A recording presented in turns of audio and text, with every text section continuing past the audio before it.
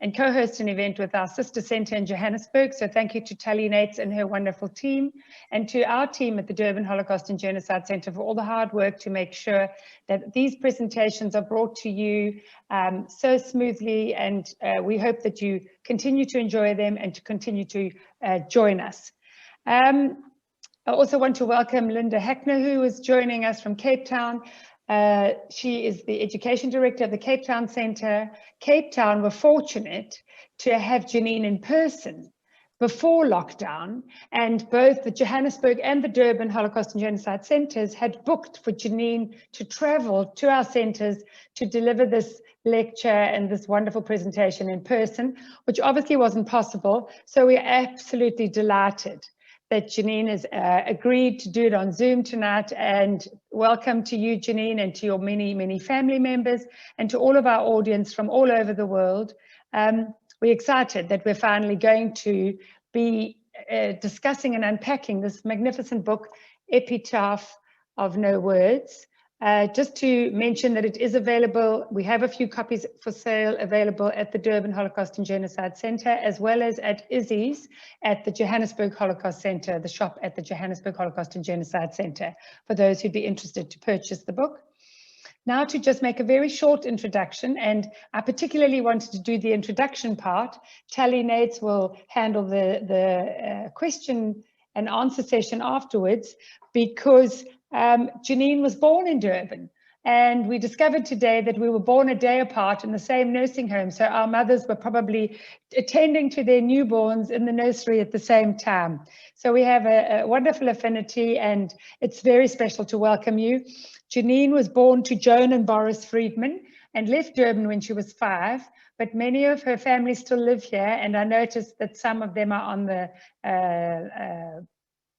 Zoom event this evening. I saw Shirley Strauss and Jenny Kahn. So welcome to all of you and to your family in Durban. And to say how much we're absolutely fascinated with this history. It resonates with many people whose families managed to leave Germany. And this particular traverse across the globe is quite unique. But the story is something that I'm sure most people will find gripping. Jeanine is the great-granddaughter of Emil and Martha Galliner, and the book is obviously about them. And she grew up in Windhoek.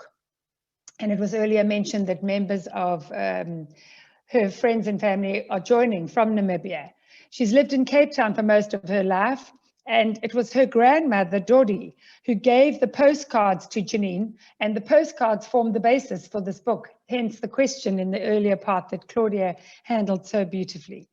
And as a direct descendant, Jeanine felt compelled to respond to how the lives of her great-grandparents were affected by this forced expulsion from Nazi Germany in June 1941.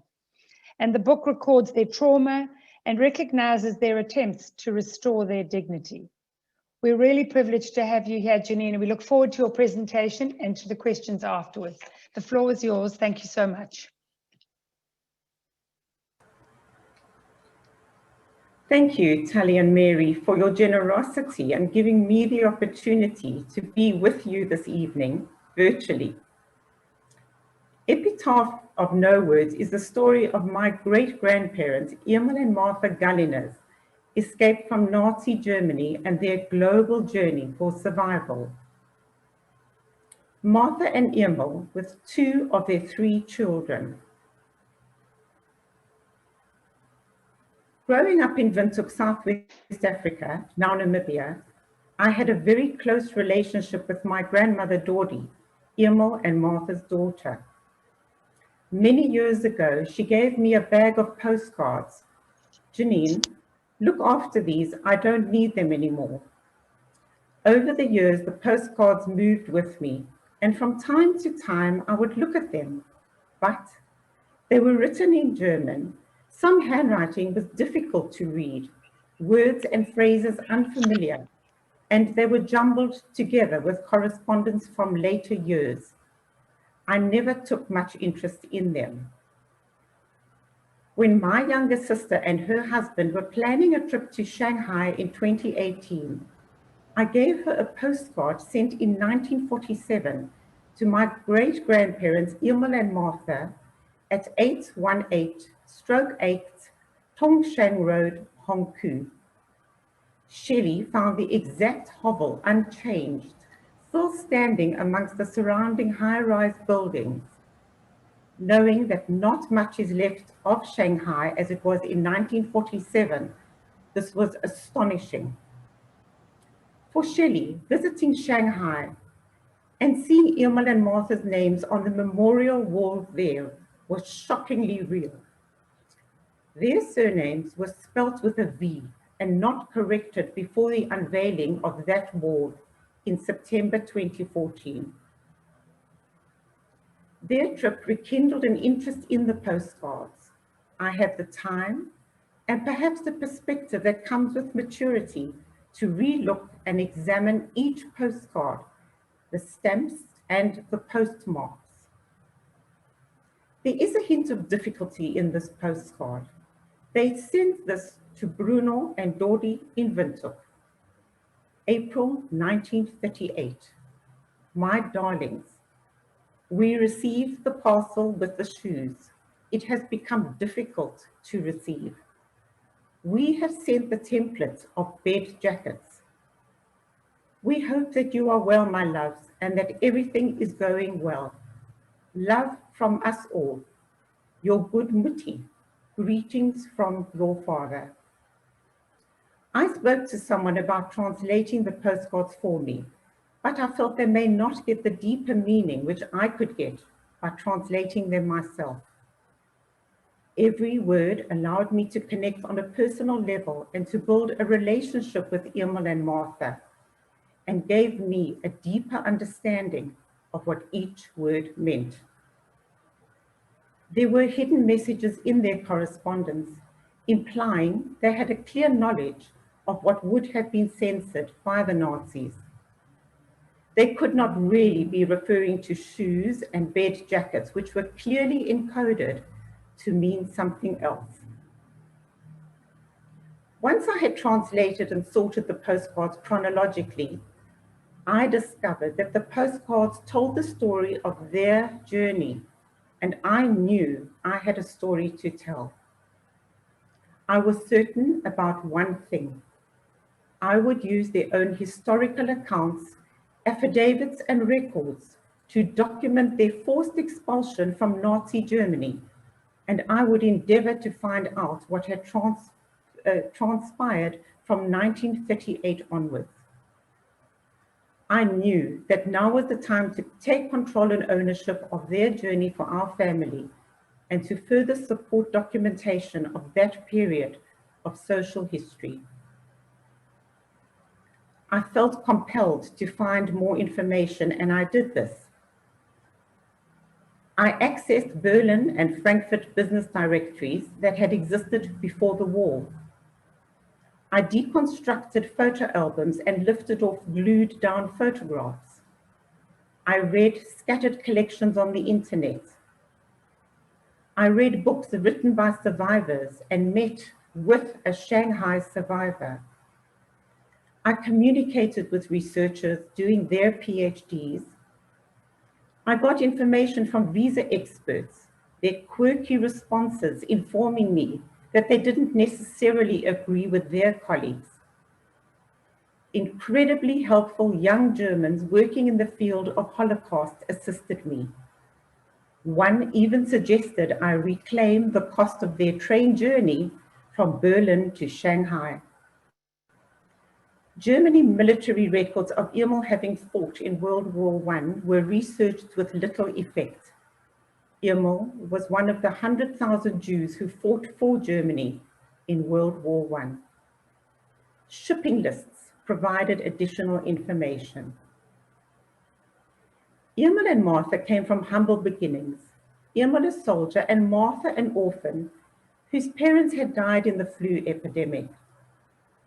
After her schooling, she worked in a retail business and eventually held a senior position in that store.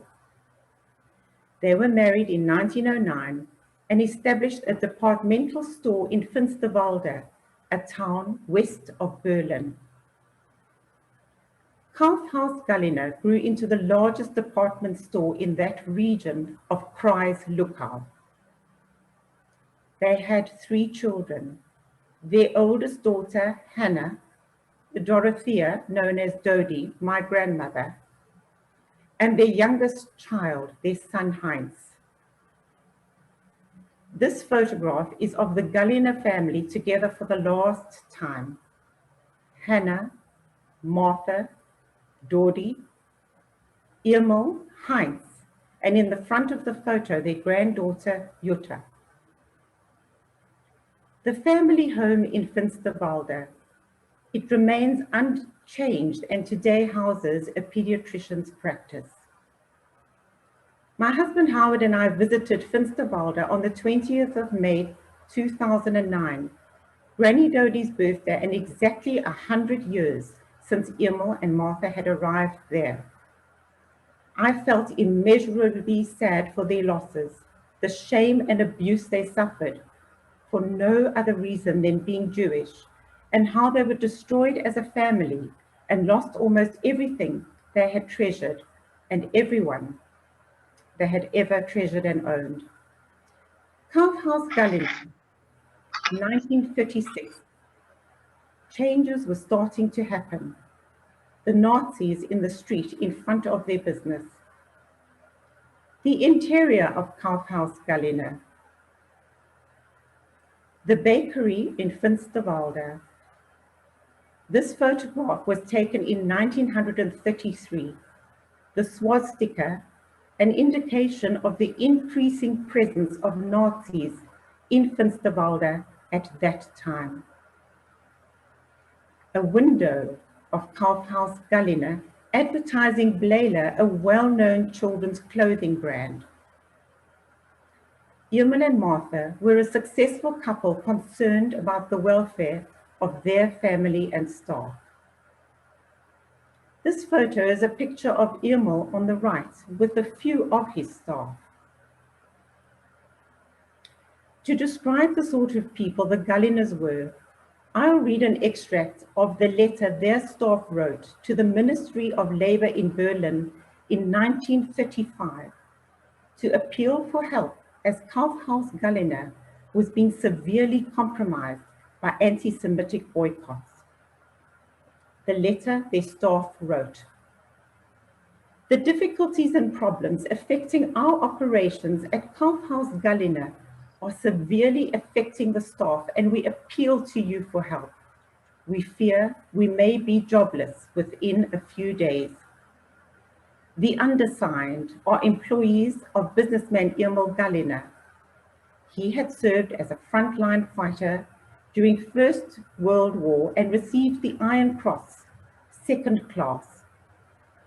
Since 1909, our widely respected boss has painstakingly built his business into a successful and reputable operation, treating his staff well and faithfully serving the residents of Finsterwalde and the whole area of Kreis-Luckau. He is a benevolent boss who has reliably paid wages for decades. He has high principles and has always been ready to help people in distress. Hurry, it is urgent. Hail Hitler. Kaufhaus Galliner, Adolf Hitler Strasse." The letter was signed by only 18 out of more than 80 staff members. Inevitably, Kaufhaus Galliner was forced to close. There is a sense of resigned acceptance in this postcard that Emil sent to Bruno and Dodie in Windhoek. Jews were not permitted entry into the Olympic Stadium. "Unfortunately," they wrote, "we could not get entrance tickets anymore, but I could see the overwhelming huge buildings and South African sports people. In Berlin, there is a lot of excitement and jubilation. Uncle Moritz and Aunt Hechner send their greetings." Their postcards were a constant reminder of a Germany they were so proud of: theatres, schools, public buildings, and German industry. In this next postcard, there is a sense of foreboding. It was addressed to Dodi in Southwest Africa, January 1937. My dear good Dodi, do you remember how lovely this theatre is? May we be granted the joy of seeing you again. We think of you often and sending love and kisses for beloved Bruno and your golden Jutta. On Kristallnacht, Emil and Martha were attacked in their home. Emil and his son were imprisoned in Finsterwalde for 4 days, and then they were both transferred to Sachsenhausen concentration camp. After a month in the concentration camp, Emil was released on condition he would relinquish his home to the Nazis. His son Heinz remained imprisoned in Sachsenhausen. Emil's name appears on the Sachsenhausen release form, row 60, prisoner number 12,360. This is a picture of Emil with his head shaved after his release from Sachsenhausen. 1 month later, on Wednesday, the 14th of December, 1938, this postcard was sent to my grandparents, Bruno and Dodi, informing them that they, Emil and Martha, were hurriedly fleeing Finsterwalde to Berlin. My dear beloved Dodi, from Tuesday, the 20th of December, 1938, we are leaving. We are en route. We have to flee. Everything of the best. Short greetings. Mutti. While they were living in Berlin, Hannah, their oldest unmarried daughter, was living in Frankfurt, and together with Dr. Martha Wertheimer, was deeply involved in the Kindertransports. Heinz, their son, had found refuge with a Presbyterian minister, Mr. Gillies, and his family in Scotland. As a result of the forced closure of Kaufhaus Galliner, their oldest daughter Dodi, her husband Bruno, and young daughter Jutta immigrated to Windhoek. It was she, Dodi, that had given me these postcards. In Berlin, Emil and Martha did whatever they could to leave Germany. However, in reality, there were problems. The strict quota system reduced their chances of being allowed to immigrate at all. They didn't have passports. Theirs had been cancelled in March 1939. They still owned an apartment block in Berlin and made a forced sale of that too in 1939 and paid taxes on that. Some of the questions about Hannah, their elder daughter, remain unresolved. It seems unlikely that she ever intended to immigrate. There is no evidence of her ever applying for a passport. By this time, there was hardly a country willing to accept them, and the next step was obtaining passports and visas. I had the thought that they had attempted to immigrate to South Africa or Southwest Africa, and noticed that their cancelled passports had visitors' visas for Mozambique stamped in Johannesburg. There is clearly something distinctly odd about these visas, as they could not possibly have been issued in Johannesburg. Were they forged documents issued by the Portuguese consul, Aristides de Souza Mendes? They had to negotiate a maze of bureaucratic red tape. Here is a picture of their Mozambique, Haitian, and Panamanian visas. These are their passports. Incredibly, towards the end of 1940, Emil and Martha were issued new passports by the Polizeipräsident in Berlin, valid for only 1 year. They had nowhere to go. The sea routes were blocked and quotas were filled.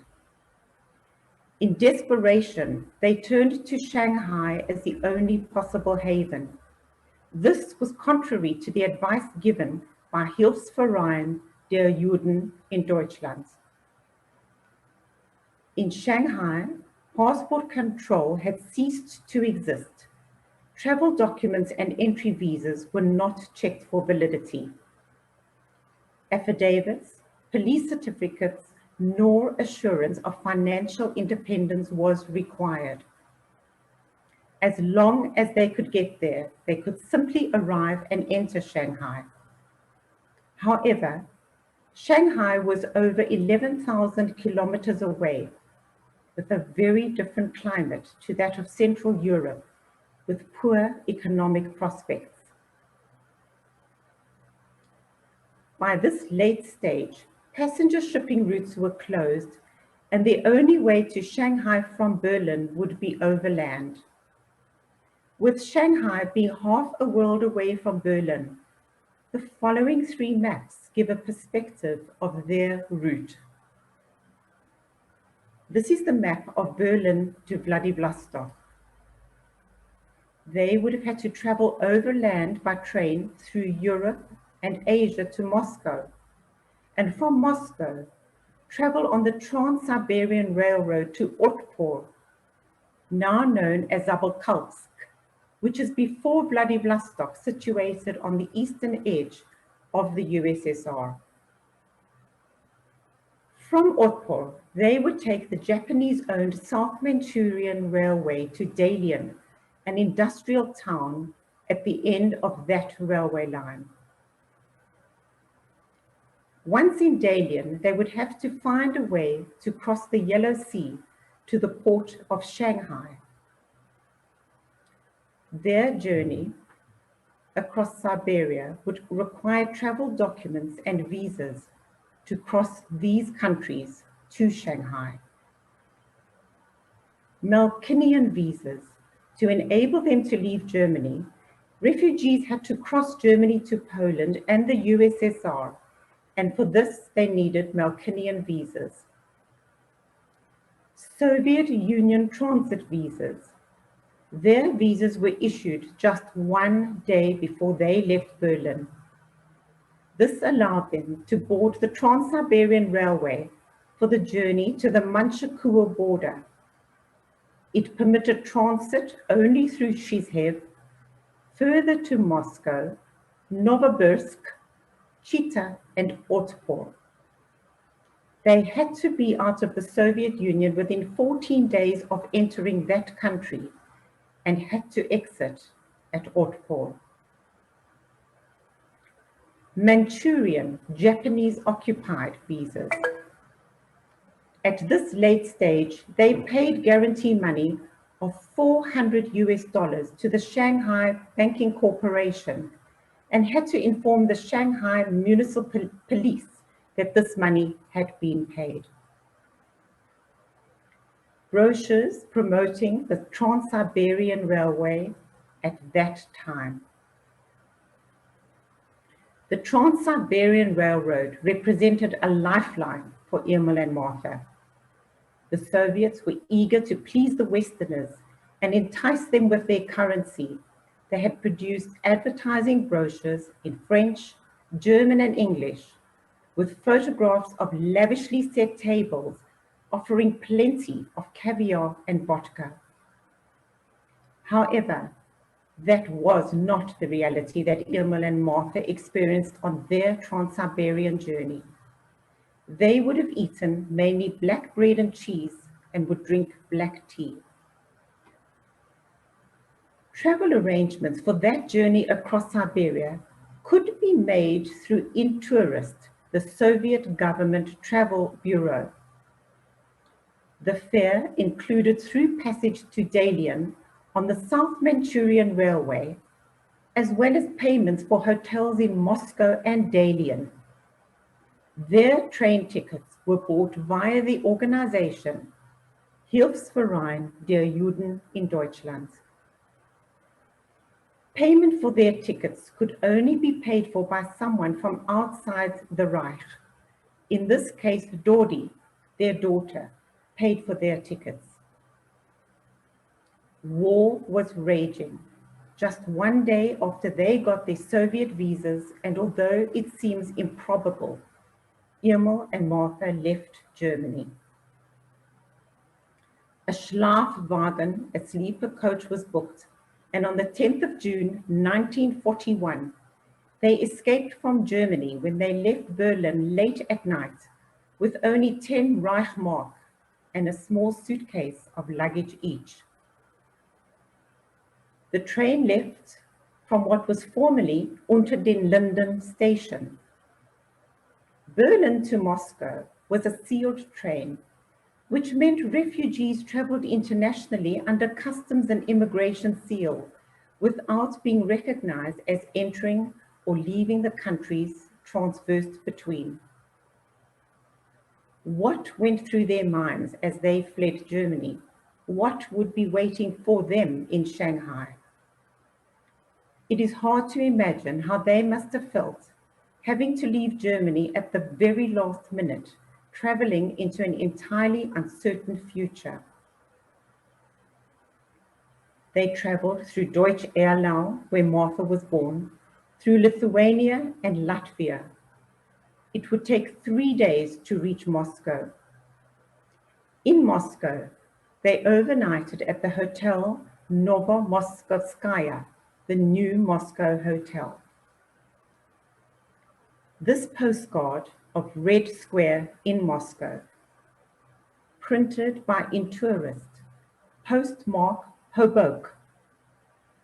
On the front of the postcard, Emil had written the return address, P.O. Box 1131, Shanghai, addressed to Mr. and Mrs. Bruno Jacobsen in Windhoek via Cape Town. My beloved Dori, my beloved Bruno, and dearly beloved Joan, we hope everything is well. We are on the way to Shanghai. We hope to see each other again. We send love to all. Your mummy and puppy. Jutta, their granddaughter they had known in Germany, had passed away in Windhoek prior to the Galliner's departure from Germany. By now, Joan was born, and Bruno and Dori had another daughter, my mother. With their expiry dates in mind, and the fact that the Trans-Siberian train left Moscow only every few days, Emil and Martha would have wanted to depart Moscow as soon as possible. Late on Saturday night, the 14th of June, 1941, Emil and Martha boarded the Trans-Siberian train, traveling eastward through the forests of the Siberian tundra, through Russian towns like Omsk, to Krasnoyarsk on the Yenisei River, a long stop at Irkutsk, and on the 7th day, the train would skirt Lake Baikal. During that journey, Soviet police would board the train periodically to check that those who had end visas to another country also had Soviet transit visas. If they were not in possession of an onward or end visa, they would be sent back, which meant certain death. Refugees would be subjected to searches and would have valuables confiscated. Young people could be arrested for no reason and taken away to forced labor in Siberia. By the time the refugees reached their destination, most of them had lost money and valuables. Emil and Martha's Soviet transit visas stipulated they had to exit at Otpor. They changed to the Japanese-owned South Manchurian Railroad at Chita, boarded that train, and exited the USSR at Otpor. Otpor that was on the border of the USSR and Japanese-occupied Manchukuo. They would now travel on the South Manchurian Railway to Dalian, an industrial town at the end of that railway line.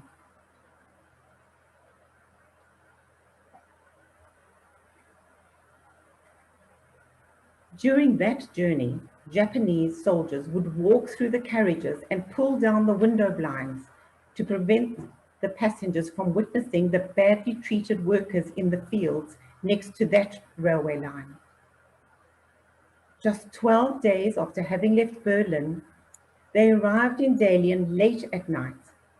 Emil and Martha were greeted by delegates of the National Council of Jews in East Asia, who assisted them with formalities.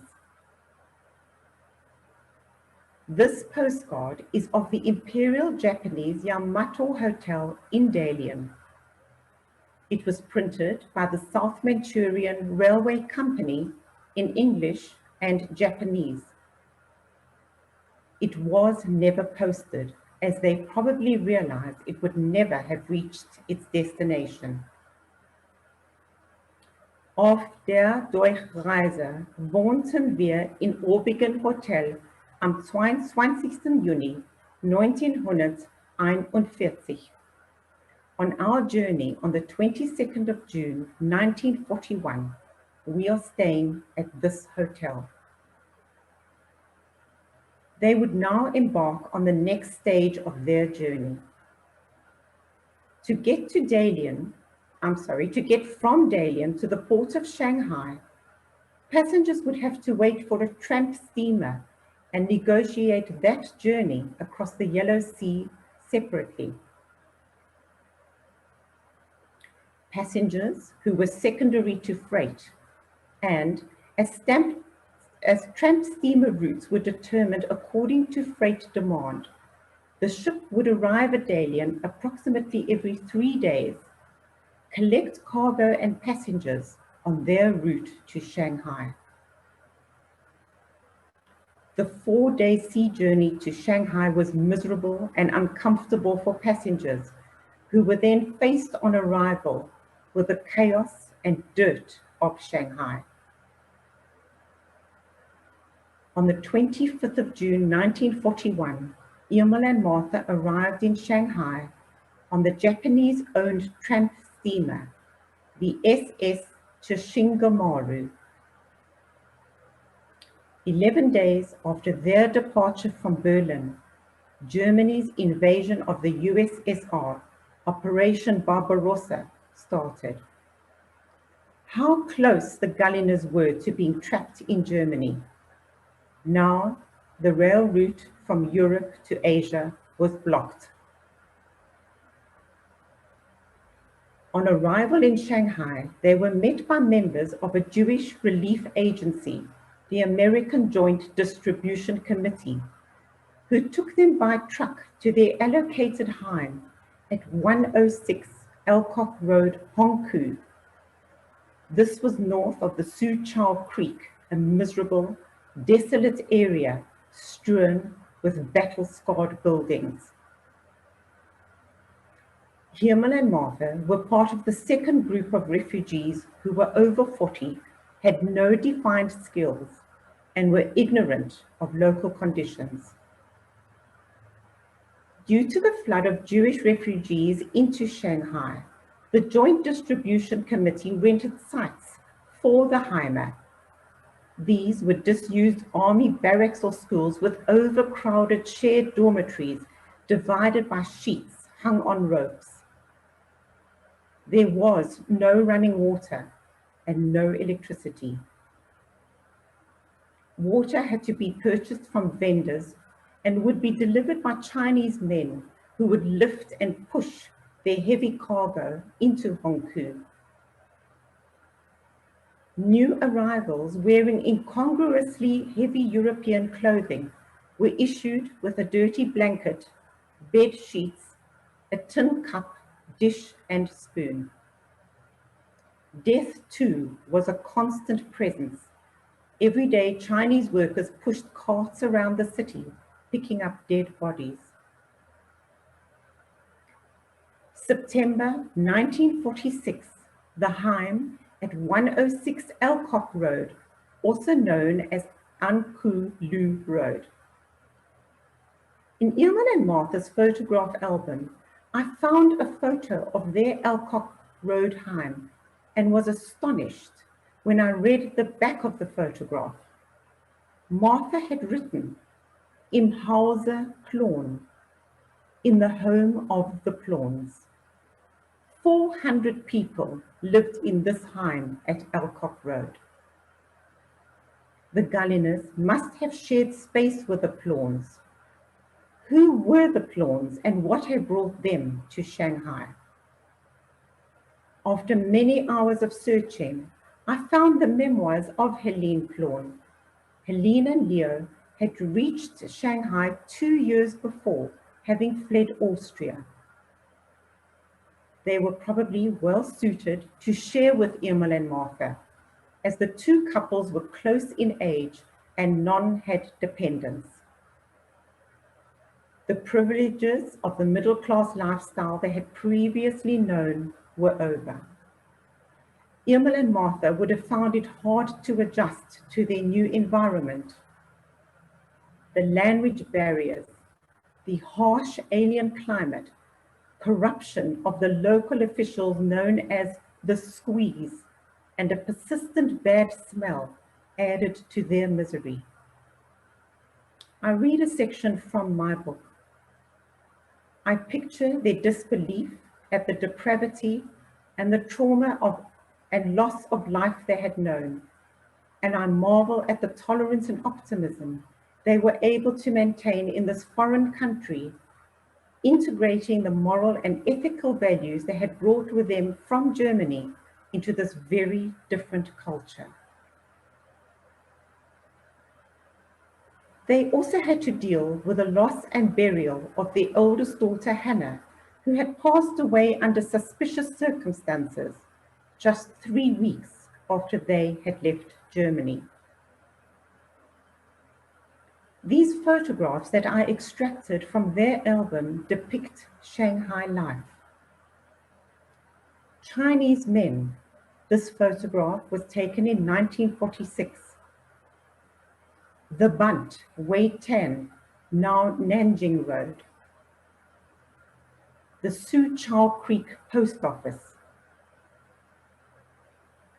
The French police station, flag in the distance. The main post office, Shanghai. The China National Aviation Corporation was a Chinese airline. It was nationalized after World War II in 1946. Nanking Road departmental store Sun Sun in the middle distance. On the far left in the background is the Park Hotel in Bubblingwell Road, at the far end of the Shanghai race course. Emil and Martha became active members of the Shanghai refugee community and participated in the establishment of the Mcgregor Road Synagogue in 1941, a German liberal synagogue.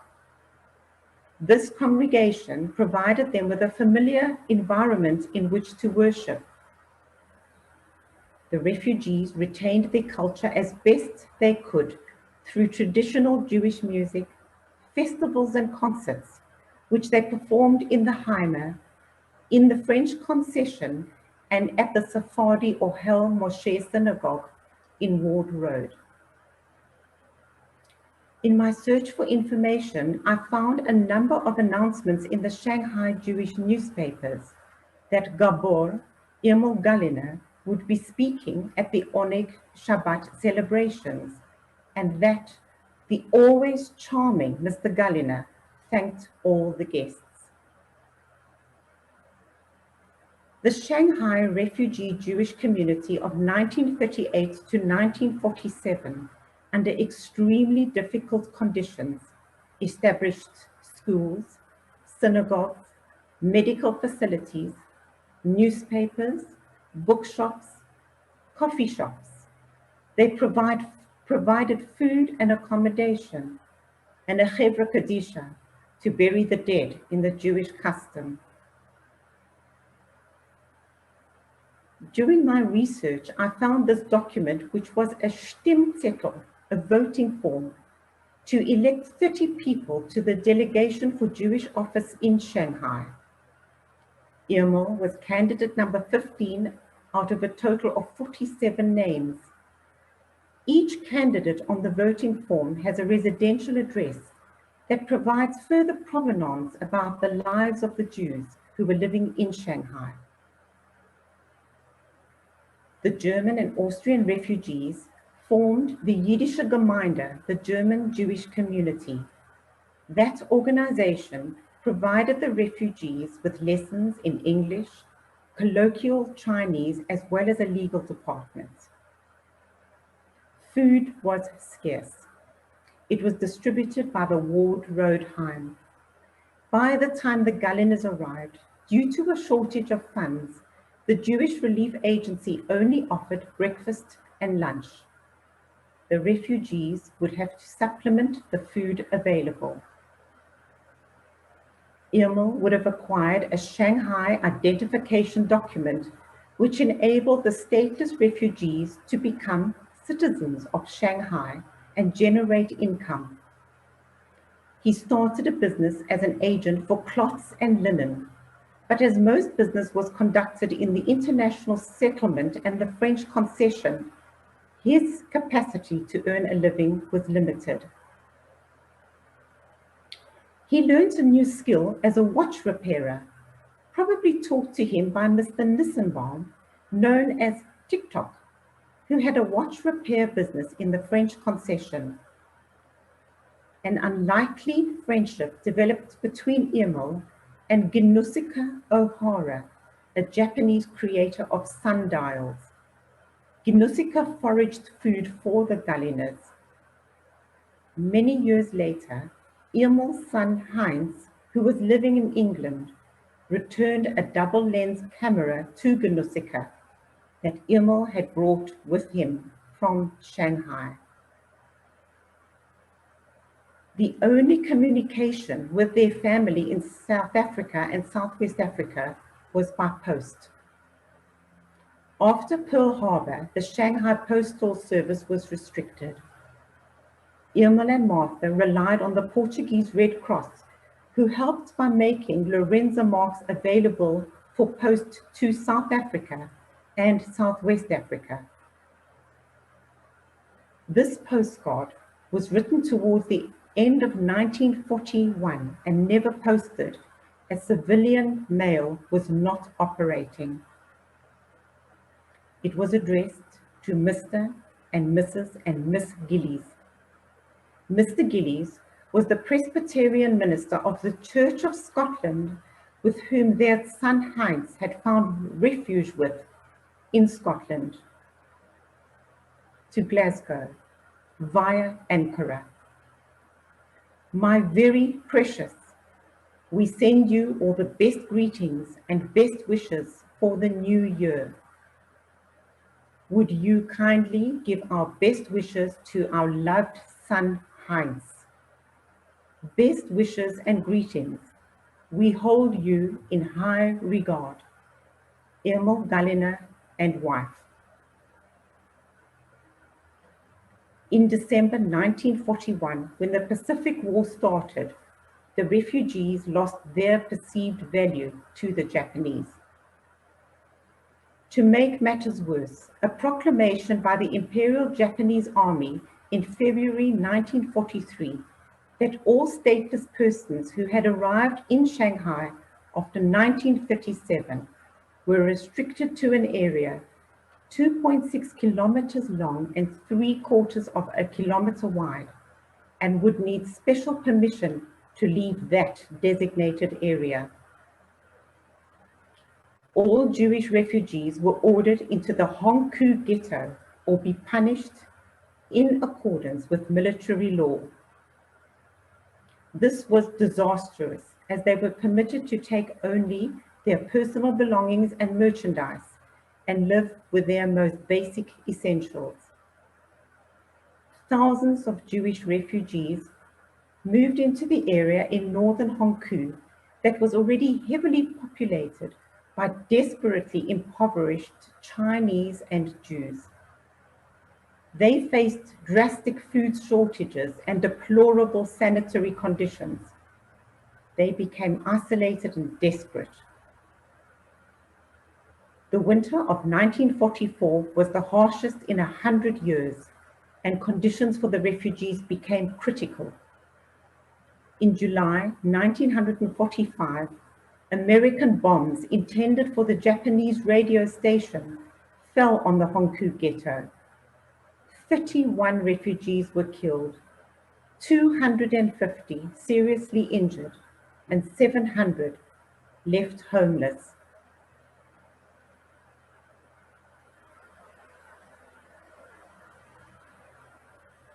During my research, I found a letter written by an American soldier in Shanghai describing the conditions and extracts of which I will read. Dear folks, I went for a walk and ran into a small Jewish boy of about 18. I asked him where I can take some pictures, and he asked if I would like to see some of the Jewish refugee camps. He called them camps. I called them ghettos. My young friend lives with his father, mother, brother, another family of 4, and a third family of 3 in a room 5 yards wide and 4 yards long. I saw 50 women living in another room so close that it reminded me of a herd of cattle. They told me that for the past 7 years they have been living just like that, with little more than nothing to eat. The hospital was crowded as hell, full of every disease possible. Beautiful children, and all as thin as rails. The children had not given up hope, as they were as smart as whips. I spoke to their teachers, who work for the great sum of $3 a month. I spoke to the school doctor, who said he couldn't do much as the school had no money for vaccines. I went to see the person in charge of the relief work, and he showed me a statement down to the last penny. He said they don't get enough money. Dad, I am sure nobody knows of the poverty that exists here, and I wish you would arouse some of the people and let them know. Believe me, it would be a mitzvah. Stan. In January 1947, after having lived for more than 6 years in the Heim, Emil and Martha rented a 10-foot room at 818/8 Tongshan Road, Honku. Cooking was done in lanes on primitive hibachi stoves that produced heavy smoke. There was no plumbing. A courtyard contained the tub which served as a toilet, known as marmeladen-eimers, or honey buckets. By 1946, Shanghai was under threat by Mao Zedong and the Chinese communists. The Jewish relief agencies realized they had to get the refugees out of Shanghai and established a visa division. Ort offered new skills in preparing the displaced persons for life in a new country. Support included attempting to connect the refugees with their family members.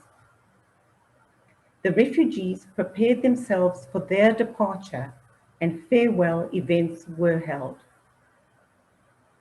In May 1947, Mr. and Mrs. Nissenbaum, TikTok, whose business was at Monsieur Local, wrote this postcard to the Galliners.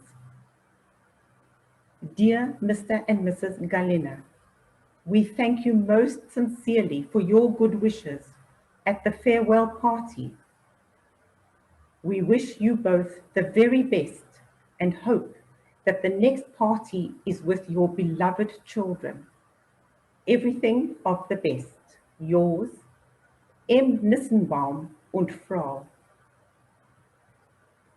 Daily notices were placed in the Shanghai Echo newspaper, informing the displaced persons of their new status and departure information. American Navy transport ships were hired to transport the displaced persons out of Shanghai. Returning to Germany was not an option for Emil and Martha. Their home and business in Germany was now in the Russian zone. My grandmother Dori informed the United Service for New Americans that she had secured a permit for her parents to enter England and Southwest Africa, and they would rather join her than go to the United States of America. However, this was not possible due to limited shipping routes. The only option they had was to provide an affidavit from a friend or family to get to the United States. Theirs was provided by a nephew. Emil and Martha were granted a visa which would expire in November 1947.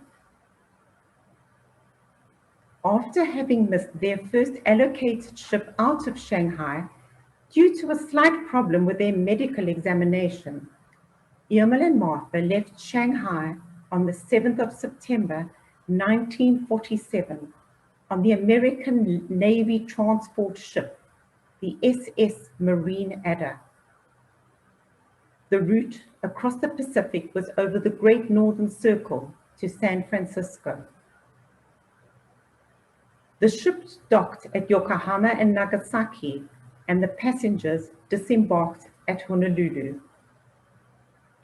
After such deprivation in Shanghai, they were overwhelmed by the fresh air and smell of flowers and the pineapple juice at the hotel in Honolulu.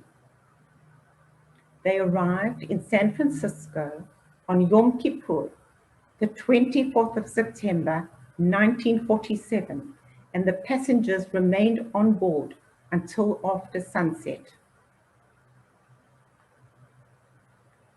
This postcard was sent by Emil and Martha with their return address in San Francisco as care of HIAS, the Hebrew Immigrant Aid Society, Eddy Street. After their arrival, the United Service for New Americans provided housing, medical assistance, and a stipend of $40 to assist with food and other necessities. Their case file indicates they had no resources to cover their most basic expenses. In August 1947, prior to their landing in the United States, my grandfather sent a telegram to HIAS, the Immigrant Society in San Francisco, pleading with them to do whatever possible to assist his parents-in-law. A Shanghai refugee wrote, "Hunger, cold, sickness, war, Japanese terror and bombs. 2 long years before UNRWA and Joint gave us the possibility of life. Our life as stateless immigrants has ended. It now seems like a dream, although it was a reality."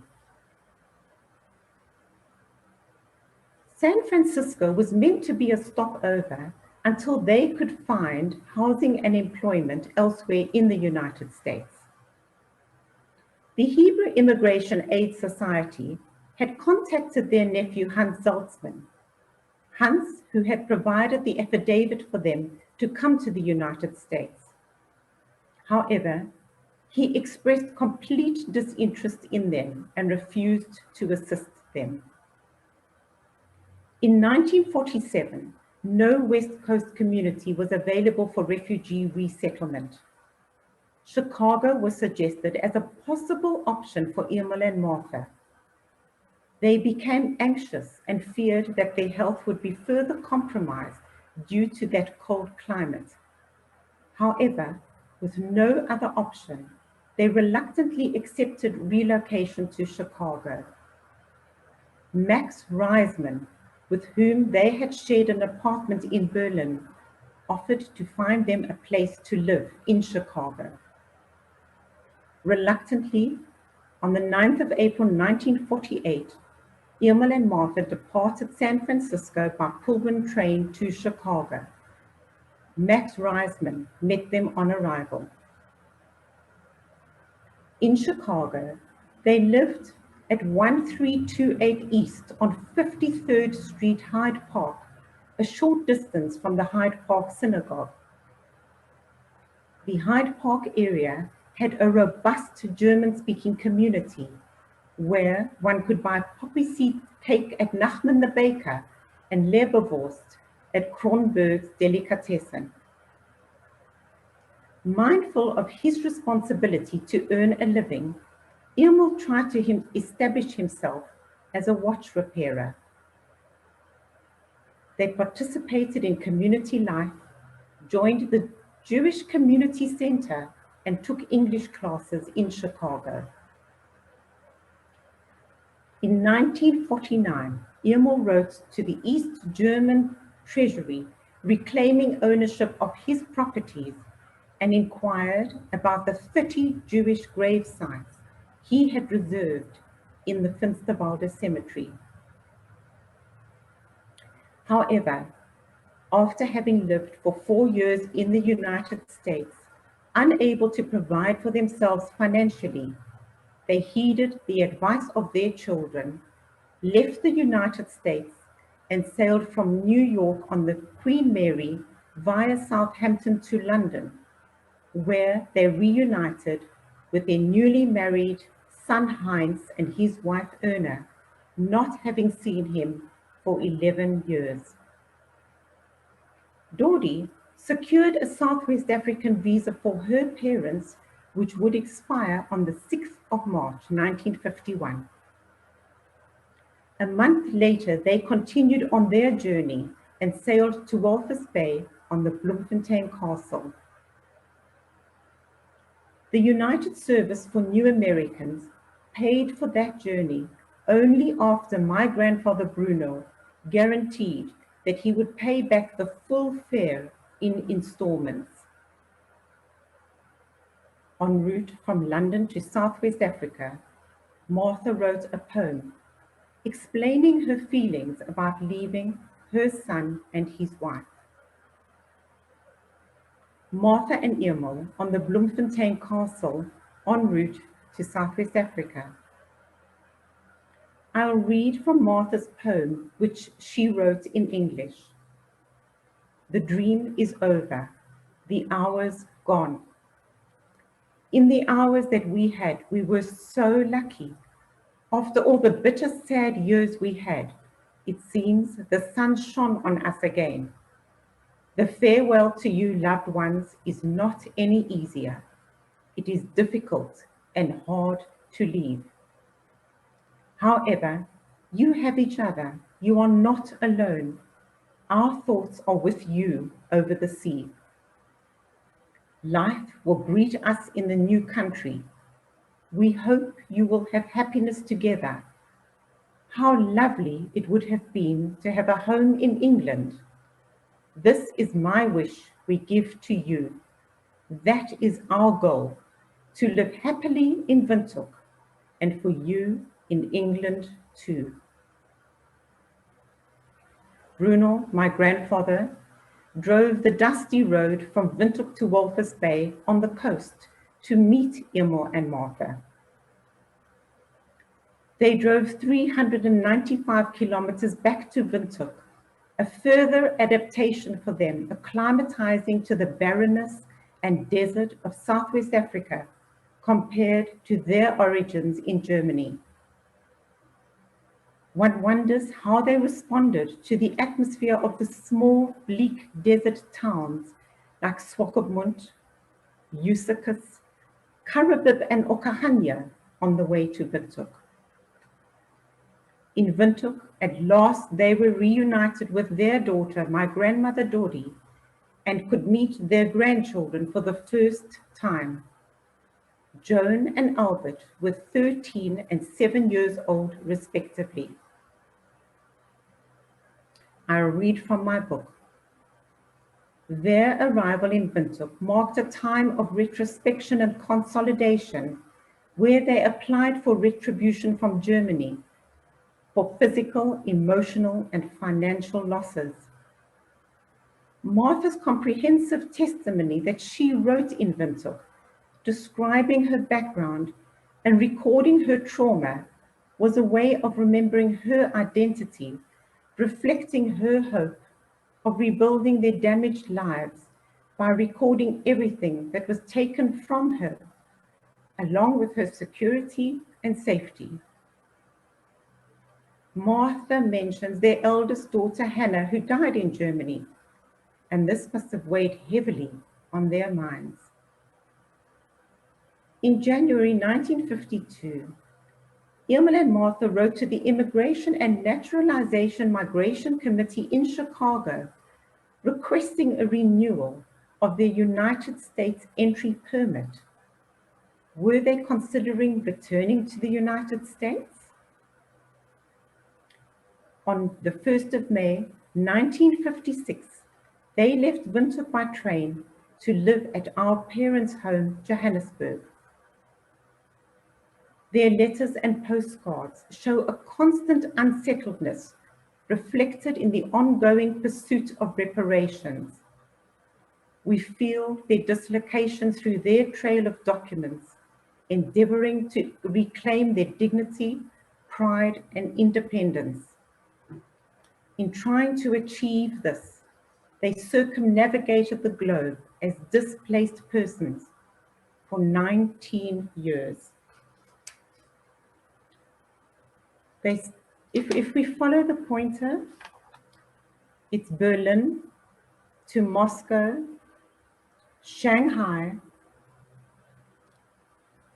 Hawaii, San Francisco, Chicago, New York, London, Walvis Bay, Windhoek, and Johannesburg, right around the globe. Martha passed away in October 1959. That very day, she had written a letter to her daughter Dodi, hesitantly asking her to send black shoes for her beloved Emil. Emil continued to be concerned about the lack of reparations and became despondent. He passed away 7 months later at the age of 79. They are buried side by side at West Park Jewish Cemetery in Johannesburg. It is coincidental that I and my siblings were involved in this book. We have all visited the family home in Finsterwalde. Shelley went to Shanghai. I wrote the story. And in 2018, Merrick, my brother, visited Finsterwalde, Germany. He gave a copy of this book to the mayor of that town. This is a photo of them at the Galliner house in Finsterwalde, where it all began. I thank you.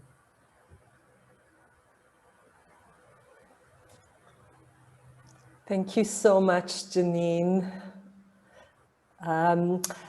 Thank you so much, Jeanine. Wow, the comments about the research, the amazement, the exchanging of stories, other people that were in Shanghai, people that are finding your story, touching their story, recommendations of books and so on. So while people are posting the questions, and we'll take some time to share a little bit more, perhaps, Jeanine, for a first question, it is an absolute miracle that they managed to leave just a few days before the invasion of the Soviet Union. And did they reflect about what they sort of witnessed history? Did they reflect on what they saw, changes that they saw? Did they reflect about the war? Were they aware of the Holocaust? Can you speak a little bit about those points surrounding their story? You know, I think in those years, there was such trauma and such displacement that I am amazed at their dignity that they maintain. I'm amazed at their integration into Chicago, their willingness to learn English. I think especially Martha, she could speak English quite well. Of course, being a great-grandchild, my grandmother never conveyed any of their trauma to us. I think they did become despondent. I think Emil was an extremely civically minded person. I do have quite a lot of exchanges between him and Germans living in Finsterwalde during the years. All that Emil wanted was a pension to help them survive. And if I can read just an extract from a letter that he received in Windhoek when he asked them for a pension. This is the letter that came from Germany. The special situation that existed when the consulate in Windhoek found that the pension was insufficient is different now that you are living in Johannesburg. The exchange rate is approximately 1 South African pound to 11.78 Deutschmark. It seems that what your money can buy with your South African pounds in South Africa is possibly double than what you can buy in Germany. I cannot imagine how despondent they were seeing and receiving these sort of letters. Yeah, it must have been a struggle until the day they died. Also, they were one of the only ones that managed to get out, and knowing who they left behind and that they can never go back in a way. There's no way back. Jeanine, Maureen is asking, how did you decide to call your book Epitaph of No Words? An amazing story of resilience and admirable determination. She thanks you very much, but talk about the name. You know, when I saw a photo of their granddaughter Yutta's tombstone, which appears on the back cover of my book, it's a tiny little tombstone. She's buried in Windhoek. There were no words on the tombstone. Her name, Jutta Ruth Jacobson. I'm named for her, Jeanine Ruth. Her birth and her death date, no words. When I saw the double tombstone of my great-grandparents in Johannesburg at West Pass Cemetery, there are no words to describe the backstory. And I just felt that my naming Epitaph of No Words gave words to their tombstone. It's the words in place of a tombstone. Beautiful. Our friend Astrid Lay is with us from Berlin, and apologizing for being a bit late, but the recording will be available, Astrid, and we are so happy to have you. For everyone with us, Astrid is the Deputy Director of the Sachsenhausen Memorial Site, and her exhibition about Kristallnacht includes, of course, Jeanine's story about the Galliner family. So that is fantastic. And hopefully after COVID, it will come to South Africa and Astrid will visit us and speak to everyone. Caroline is asking, are there Stoppelsteine, stumbling stones, about any member of the family in Germany? And maybe extend to memorials or memory. What other forms of memory there are about the family? Indeed, there are Stoppelsteine in front of the Galliner house in Finsterwalde. There are Stoppelsteine in all their memories, separate ones. There are also Stoppelsteine in front of what was Kaufhaus Galliner. And there have been services held when the Stoppelsteine were unveiled. My parents were at the unveiling ceremonies. There is a museum in Finsterwalde, which we have all visited, and they have embraced the story of the Galliners. And particularly, I deal with Babette Weber, who is in charge of the museums in the area of Kreis-Luckau, and she has made a concerted effort to bring everybody into the museum in Finsterwalde and to explain the background of these Jews who lived there at that time. Jeanine, there's a lot of comment about your research in the process and how, you know, how incredible it is. Can you speak a little bit about how long did it take? Why did you start? Why Jeanine started and not someone else? Just share with us a little bit of that process. You know, I had this bag of postcards for many, many years. I had other artifacts. My grandmother had given me a beautiful little Chinese chest of drawers, an ornament, which they had obviously brought with them from China. Once my sister had visited Shanghai and found the actual hovel, 818 Tongshan Road, which was incredulous because there is nothing left of Shanghai. You know, during the Cultural Revolution, they destroyed everything that was old or ancient. And for them to have found this, and I think even the tour guide was incredulous at the fact that this was still standing. They did go into the hovel. That is what actually started me on this journey. I worked 24 hours a day. The archives have been phenomenal. I would wake up during the night and receive messages and information from archives throughout the world. And I can only say that they went beyond the call of duty.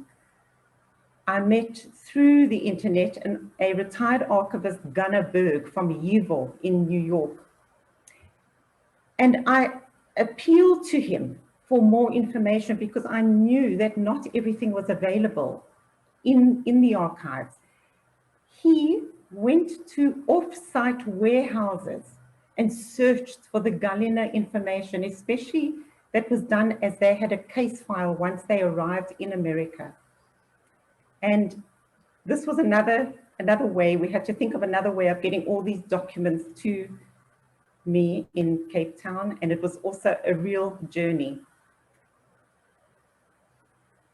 In the book, how long did it take you to write the book? Just over a year. I was determined to tell the story.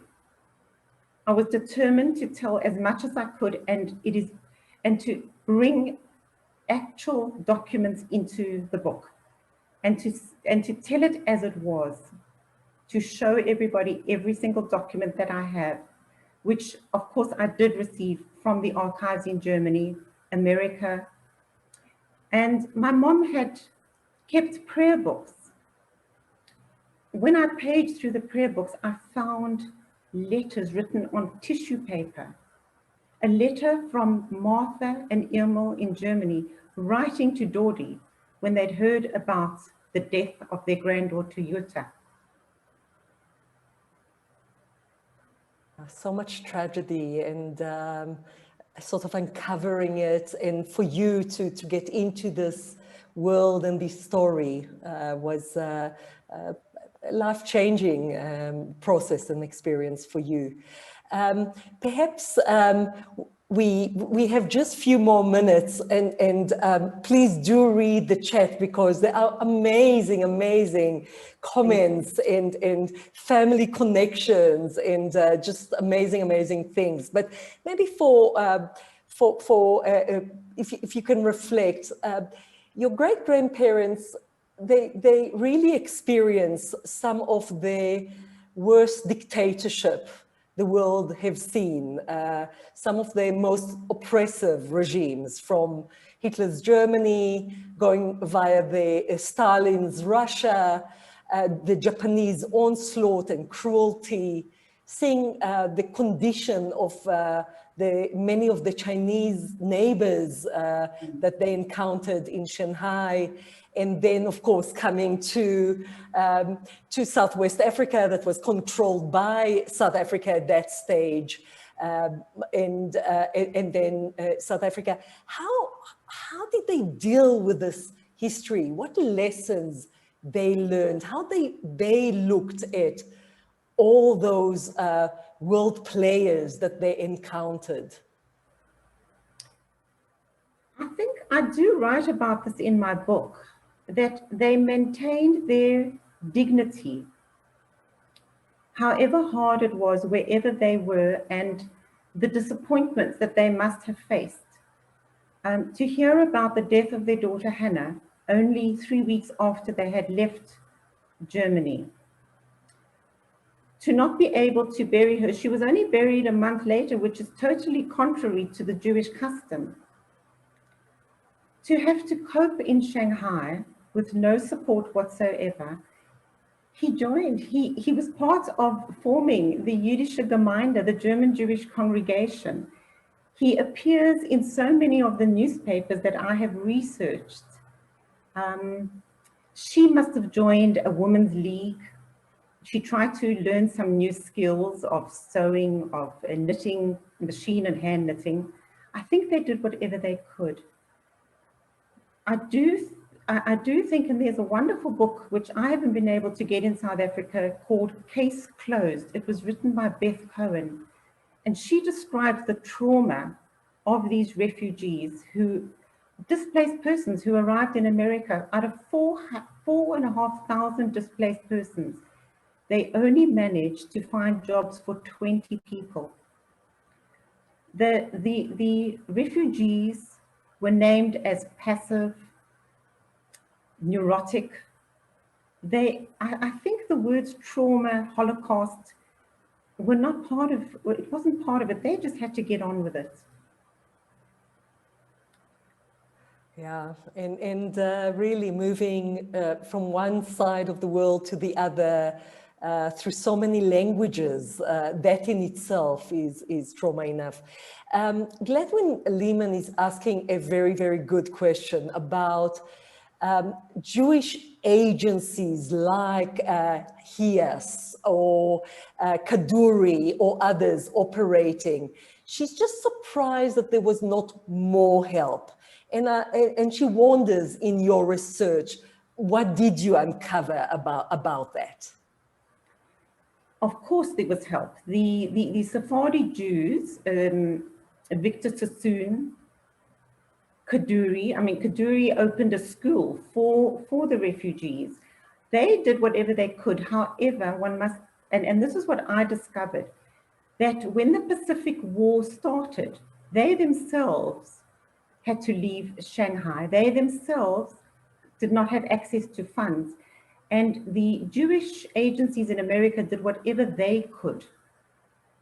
What they offered to do was that they would deposit money in America on behalf of the Kaduris and the Sassoons so that they could continue giving relief to the Jewish refugees in Shanghai. But after the Pacific War, so much changed, and they themselves were incarcerated in camps. Yeah, and of course, such a demanding period where everyone is in need, and yeah, where to start. Just a really interesting comment from Bob McCormick, our friend from Tulsa, Oklahoma, that says, "It is so amazing how interconnected we all are. My parents lived in the late 40s and early 50s, just outside the Hyde Park neighborhood in Chicago." So you have, you know, one of our volunteers in Johannesburg living in Tulsa, his parents in Hyde Park. We are all so interconnected. That is absolutely amazing. There are a lot of questions about books and resources. Some of them you mentioned, and I'm sure that there is much more. I saw Esther Schifrin wrote also a book, and many other suggested books. Would you be so kind as to share with us in the email and the recording that we are going to send to everyone a list of recommended reading and other books that you recommend for people to look at? I will definitely do that. I have a full list of books, and I will definitely put it onto the email, or everyone is welcome to contact me, and I will certainly give them the names of the books and of references to contact. That is fantastic. And maybe I'll ask Claudia or Kaylee just to post your email address that you are so generously agreeing to share in the chat. And if anyone has a question, not only about Jeanine and the family, you know, the story, but perhaps about related research about Shanghai or about journeys, or maybe you want to write your own book and you want Jeanine to assist you in the way to start with the research, I think that will be absolutely fantastic. As I said, lovely, lovely notes in the chat. Lots of people are commenting, and maybe I'll just allow you a last comment before I will close today's fascinating and fantastic event.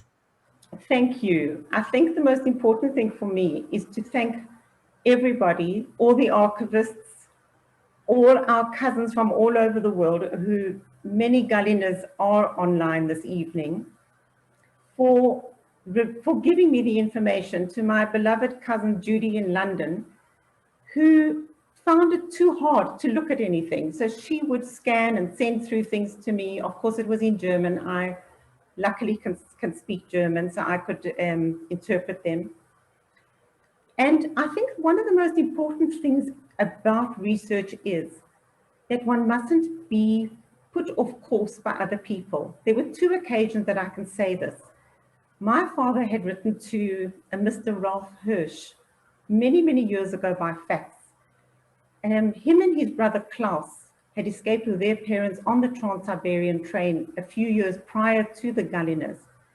And I have this fax, and my father had written to Ralph and said to him that the Galliners had left Germany as late as the 10th of June, 1941. And Ralph wrote back and said, it's impossible. So that was filed. The second thing is, when I was researching all the visas, which were fascinating, I asked a professor in Cape Town to assist me and to find out whether this was a Sugihara visa. And he said to me, of course it is. Sugihara issued all the visas. Well, it was not a Sugihara visa. So for months I went down, or for weeks I went down a certain lane and then realized they didn't actually need a visa. Sugihara was never in Berlin. And it is, and other visa experts throughout the world assisted me and said no, it was not a Sugihara visa. I also think that they must have been extremely resourceful, because if one sees the amount of visas that they acquired in Berlin and paid for, which obviously money had come from my grandmother who'd been sending funds to Germany, they were doing everything they could to get out of Germany and to save themselves. Why Hechner, their eldest daughter, remained behind is another story on its own.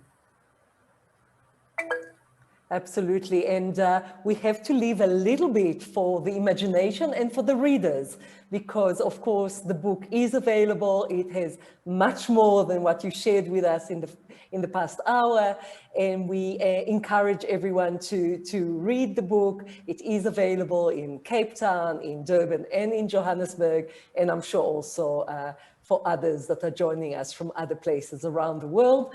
And there is also a website that is posted as well in the chat. So please make sure that you read the full story. And if you have other questions to Jeanine, please contact her.